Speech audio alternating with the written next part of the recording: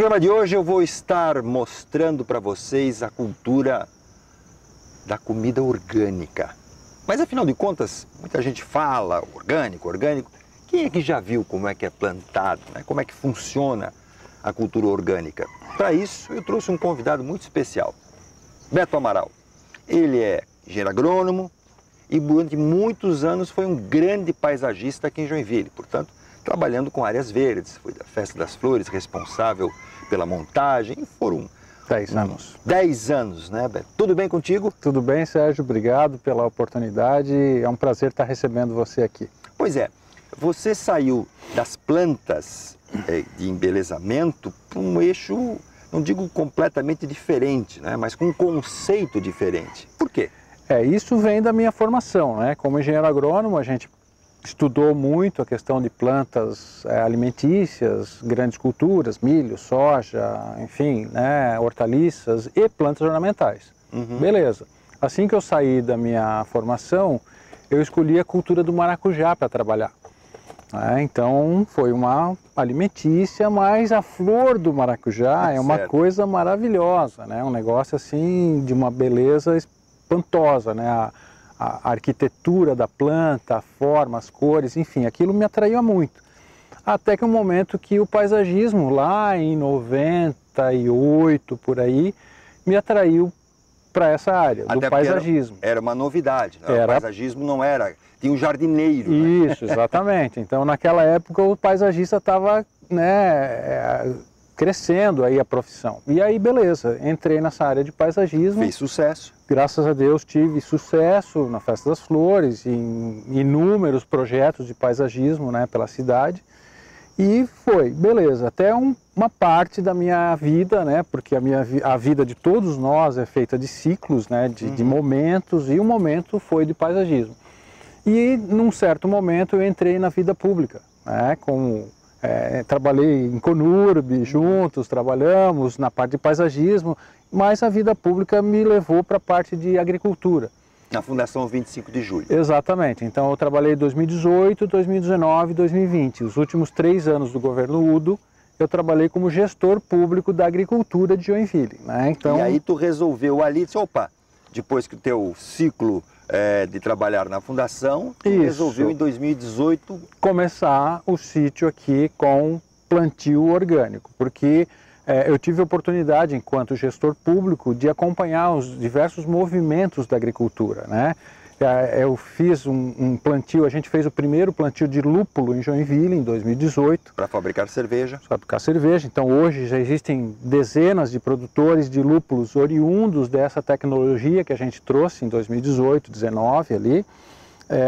E abriu também esse foco para a agricultura orgânica, porque a gente organiza os grupos produtivos, né, na agricultura familiar. Na Fundação 25 de Julho tem inúmeros técnicos, responsáveis agrícolas, técnico engenheiro agrônomo. A tua experiência aqui, Amaral, primeiro que você trabalha sozinho. Eu e minha esposa. Sim, exatamente. Eu digo sozinho porque não tem funcionário. Isso, tem um funcionário que vem às vezes roçar uma parte maior, uma bananeira lá, um bananal. Uma vez a cada 30 dias. Isso, exatamente. Ele vem, roça e vai embora. Né? Bom, e eu perguntava para ti se a pessoa consegue viver numa propriedade como a gente vai conhecer agora, que não é imensa, não tem trator, não é?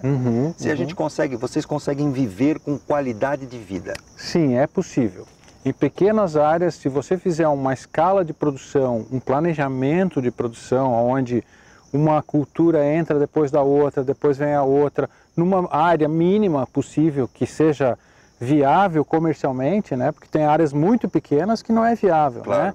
Mas uma área um pouquinho maior, algumas centenas de metros quadrados, você já consegue ter receita. Eu perguntei isso por conta de que, entendendo que cada vez as áreas estão ficando menores e menos mão de obra, o orgânico pode substituir e bem a agricultura tradicional. É verdade, não é possível você transformar toda a cadeia agrícola alimentícia em orgânico, porque é impossível, praticamente impossível, você fazer um PIB, né, de tantos milhões de quilos, toneladas de milho, soja orgânico, no sistema orgânico. É impossível. Então é utopia você pensar que o mundo pode ser orgânico. Não é possível. Mas verduras, frutas. Isso, perfeito, em pequenas escalas, em escalas menores. Existem as grandes escalas. Em São Paulo, o Pedro Paulo Diniz, falecido há pouco tempo, era dono da fazenda, Fazenda da Toca. Pode procurar na internet, Fazenda da Toca. É uma grande fazenda orgânica em São Paulo. Eles têm milho orgânico, eles têm carne orgânica, boi orgânico, tem muita coisa, porque é um grande produtor. Mas são pequenos, são poucos no Brasil. Exceções, exatamente. A grande maioria são pequenos produtores, agricultura familiar, para atender uma loja, 2 lojas, um público ali de cestas orgânicas ali, e não consegue ir muito mais longe disso. Por isso que ela é mais cara? É mais cara por alguns fatores, Sérgio. Primeiro é que você não pode usar nenhum tipo de adubo químico, nenhum tipo de inseticida para controlar uma praga, você não pode usar formicida para acabar a formiga, que é um grande problema da agricultura de pequena escala. Então você tem que fazer tudo isso manualmente.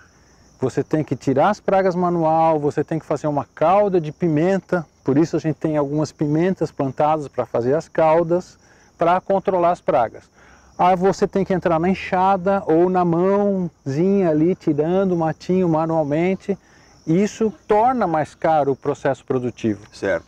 Então é diferente de um agricultor vir e passar um veneno para cuidar do mato. Você me dizia do tomate, né? O tomate é uma agricultura, cultivo complicado. O tomate é tradicionalmente chamado do hospital da agricultura. Ali você encontra tudo que é tipo de doença, praga, é um hospital, assim, de todas as doenças. E com todo tipo de remédio. Exatamente. Então, na agricultura orgânica é bem mais complicado. Você tem que ter uma estrutura protegida, com tela, a gente vai conhecer as 2 estufas que a gente tem ali. Os produtos são outros, né? O cultivo é diferenciado, não é simplesmente botar um macacão e passar um veneno e está tudo resolvido, você vai ter um produto bonito, porém cheio de veneno. Mas como é que o consumidor começa ou pode distinguir entre uma folha orgânica, né, um alface, é bem difícil. Um repolho? É bem difícil. Pois é. É bem difícil. Você tem que primeiro ter ciência de quem é o fornecedor daquele alimento. Então, se é uma agricultura orgânica, para você ser considerado um agricultor orgânico, você tem que ser certificado. É igual você ser motorista. Para você ser motorista, você tem que ter a carteira de motorista, tem que ter um certificado, um papel que comprove que você é motorista. Se parar na Blitz, você apresenta o documento e está tudo certo. Se eu tenho uma escala maior, por exemplo, eu vejo produtos orgânicos em supermercado, né? Vejo até em algumas feiras. Isso. Mas eu tenho que acreditar naquele produtor e naquele selo. Exatamente. Se você tem o selo, eu nunca vi ainda, em 5, 6 anos que eu estou nessa agricultura orgânica já, eu nunca vi uma fraude de selo, por exemplo. Um produto que tem selo que não é orgânico. Certo. Então, assim, quem fiscaliza? SIDASC. SIDASC é o órgão fiscalizador. Que é o Estado, né? E o Estado, exatamente. É todo e um MAPA, né? Um Ministério de Agricultura. Então existem diversas resoluções, diversas leis em que o MAPA dita as normas. O que tem que ser orgânico, o que você pode, o que você não pode usar. Existe uma normativa, né? E a gente participa de um grupo de agricultura orgânica que é participativo. Então a gente não paga para uma auditoria externa. Nós mesmos fazemos auditoria do nosso grupo. Se fosse grupos de WhatsApp, que a gente conhece bem, não é? Isso, mas assim, é um grupo de WhatsApp de agricultores. Certo. Beleza? Somos em 7 hoje. Aqui. E aí nosso grupo aqui. Então eu fiscalizo o Sérgio fiscaliza, nós fiscalizamos o João, o Sérgio, estabelece o Beto. Os preços? Não, preços é livre. Cada um faz o seu. Cada um faz seu preço porque tem o seu custo de produção, uns têm trator, outros não têm trator, então tem manutenção, enfim, preço é livre. Mas as regras são as mesmas. E a fiscalização, ela é comunitária, então todo mundo fiscaliza todo mundo. Joinville tem hoje uma produção grande ou a região? Não, é muito pequena, existe uma demanda muito grande, existem as compras institucionais, as compras de merenda escolar orgânica e não temos produção para atender. Tem que ir buscar fora. Então existe um mercado aberto fantástico. As lojas de produtos orgânicos estão aumentando na cidade, estão crescendo. Mas no teu caso você tem que buscar a semente, plantar, cultivar e vender. Isso, exatamente. Não é fácil. Toda a cadeia produtiva a gente tem que fazer. Então, assim, é um dia a dia de corrido. Você acorda, tem que pensar em plantar, pensar em colher o adubo do cavalo que fez lá, tem que pensar em roçar, tem que pensar que tem que colher, porque senão o passarinho vem e come tua banana. Então é uma loucura, é uma vida assim, não vai achando que está no sítio, que está numa boa, que está tranquilo. Tá tranquilo, mas a cabeça tá ali, ó, pensando o que eu tenho que fazer, o que vai colher, o que eu tenho que plantar semana que vem, porque é um ciclo, é uma roda viva que está girando e a gente tem que segurar. Nós vamos sair dessas duas cadeiras aqui, confortáveis no teu orquidário, para conhecer um pouquinho mais essa realidade ali, atrás, onde tudo acontece. Vamos lá? Aqui a gente está entrando então na parte da horta, onde a gente tem os cultivos de plantas medicinais, ervas, algumas frutíferas, mas basicamente hortaliças. Então aqui à esquerda a gente já começa a ver a pitaia, que é uma fruta exótica, não é nativa do Brasil, ela é nativa México, enfim, outras áreas mais secas, América Central. Essa aqui é uma planta especial.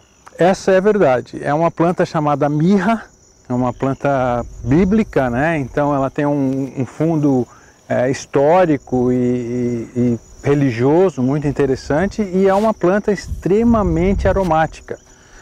Pena que você não consegue sentir o perfume. Quem está em casa não consegue. Não consegue sentir, mas é extremamente aromática, é oleosa, então só pegando na folha o seu dedo já fica um pouquinho melado desse óleo aromático. Isso é usado para quê, essa planta? É usado como incenso, né, como algumas propriedades relaxantes. Aqui é um capim-limão, é um tipo de capim-limão. Então essas plantas, elas estão estrategicamente colocadas nas pontas dos canteiros para fazer um controle natural de pragas e doenças. Então o que? A formiga, ela não gosta desse perfume tão forte da mirra, então ela não vai chegar aqui perto. Algumas plantas têm efeitos na raiz, então esse capim-limão, a raiz do capim-limão também tem esse aroma e a planta não vai chamar formiga e pragas, enfim.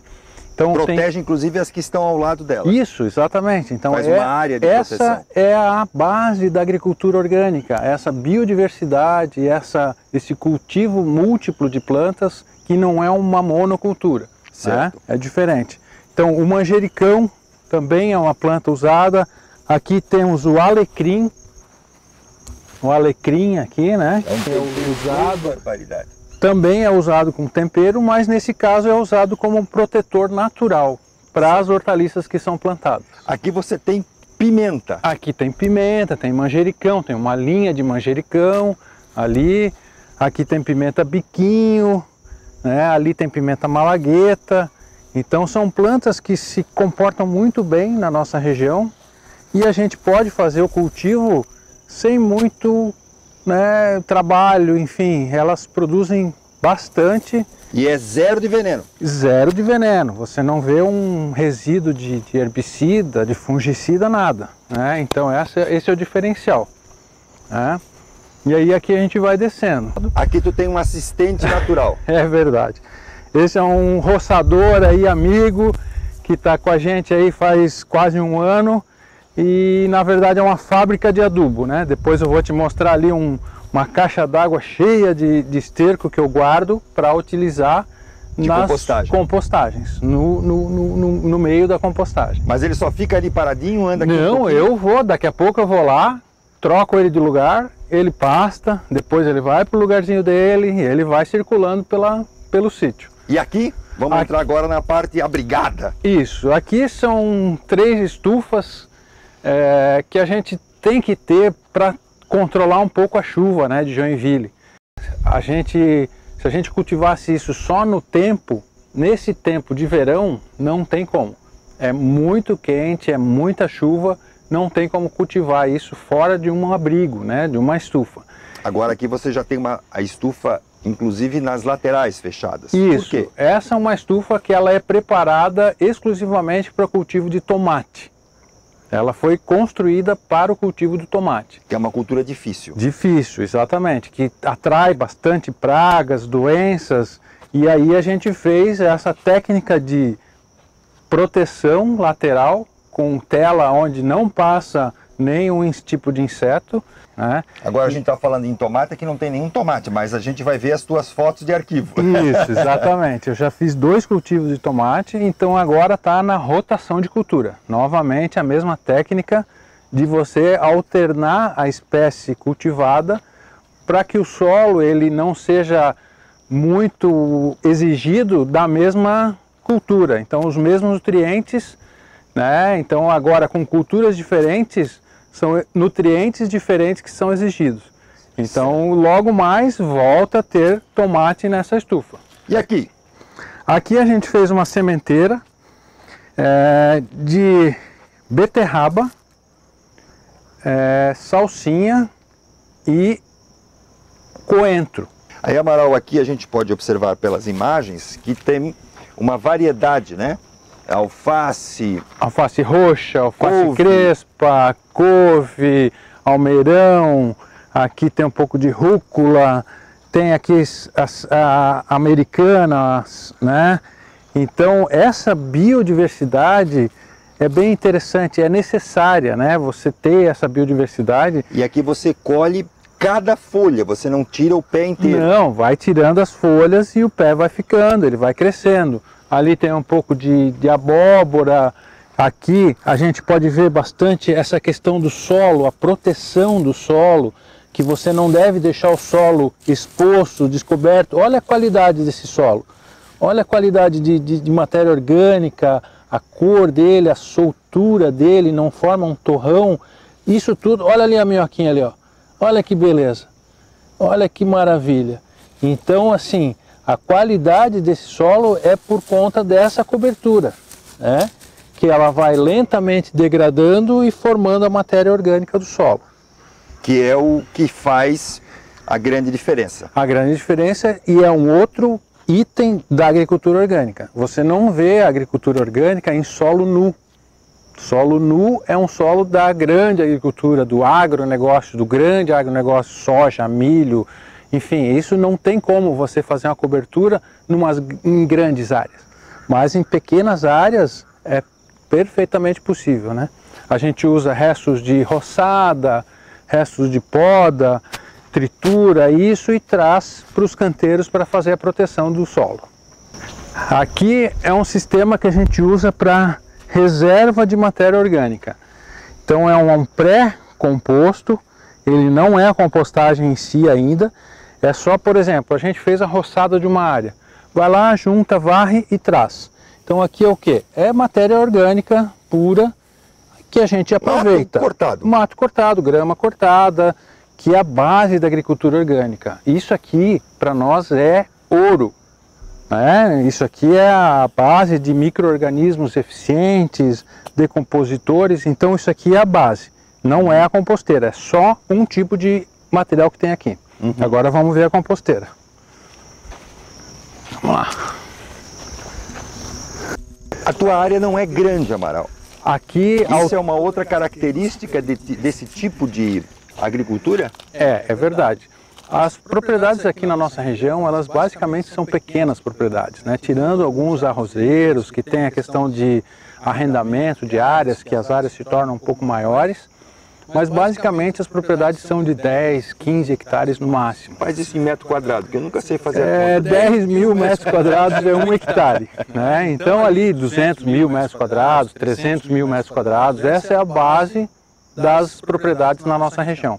Então são pequenas propriedades. E a agricultura familiar, ela é baseada na pequena propriedade, né? Aqui está o açafrão, então essa raiz, né, fantástica, que tem propriedades medicinais maravilhosas, que está em processo de crescimento. Aqui também, ó. Essa é a luna, É Luna.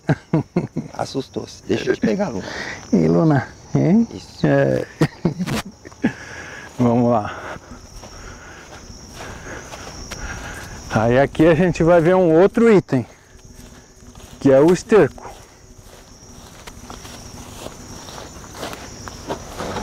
Então aqui é o armazenamento do esterco do cavalo. Aqui só tem esterco de cavalo, já armazenado aqui já tem uns 2 meses por aí. E esse material ele vai entrar no composto numa formulação de camada. Você já viu maternidade? Só que de pintinho? Olha aqui que beleza. Esse daqui tá nascendo agora. Nasceu.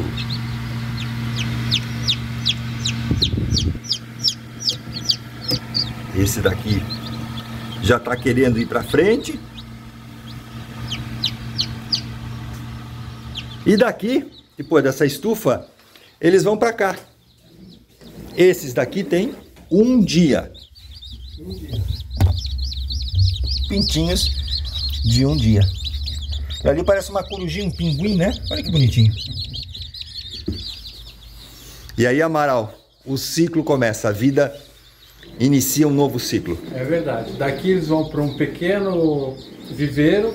Aí quando eles estão maiorzinhos, ali com seus 60 dias tal, vão para o galinheiro, aí vão para o pasto, vão comer lá os pintinhos, os bichinhos aí da natureza.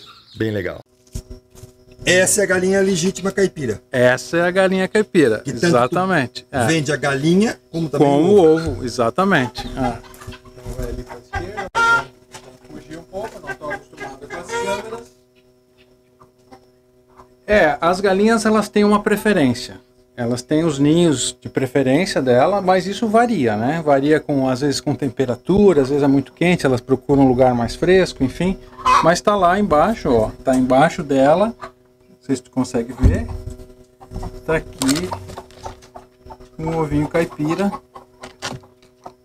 pra gente colher daqui a pouco.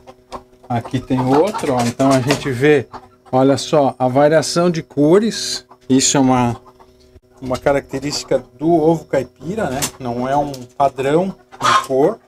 Então existe essa variação de tamanho. Por que um é verde e o outro é bem amarelo? Isso é da raça da galinha. Cada tipo de galinha dá um tipo de ovo. Ah, entendi. Então existe. Ela comeu mais. Não. É a raça da galinha que indica a cor que vai ser a casca do ovo. O Amaral, portanto, nos deu uma lição de como se produz alimentos orgânicos. Muito obrigado pela sua alegria e a forma com que nós fomos recebidos em sua casa.